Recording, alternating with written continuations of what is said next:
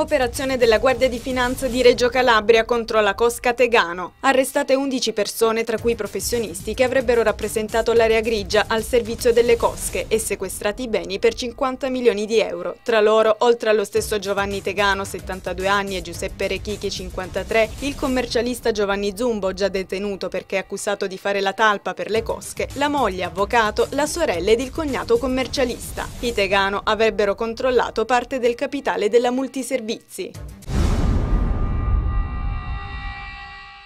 Due sit-in di protesta si sono svolti contemporaneamente davanti agli ospedali dell'Annunziata di Cosenza e il Beato Angelo di Acri. La mobilitazione è stata indetta in Italia e in tutta la Calabria dalla CGIL sulla sanità, CGIL, FP-CGIL comprensoriali, per dire basta ai tagli indiscriminati ed eccessivi su welfare e sanità decisi a livello nazionale e regionale. Il piano di rientro, secondo le sigle sindacali, per la provincia di Cosenza prevede un tasso di posti letto insufficiente, con punte negative in territori come lo Ionio.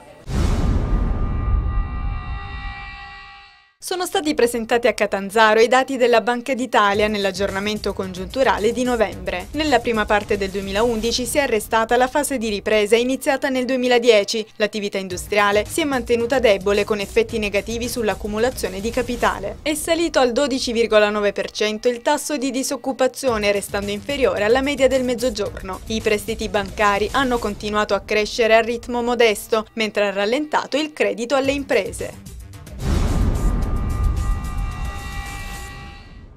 La spensieratezza degli anni 50 ha coinvolto il folto pubblico presente ieri sera al Teatro Politeama di Catanzaro in occasione della messa in scena del musical Happy Days. Il terzo appuntamento del Festival d'autunno diretto da Antonietta Santacroce ha confermato con quanto affetto si è ricordata la serie televisiva, andata in onda per ben 11 anni, dal 1974 al 1984 ed ancora oggi in replica sui maggiori network. 2 ore di sano divertimento in compagnia della Compagnia dell'Arancia. Il Festival d'autunno si proietta ora verso l'ultimo appuntamento.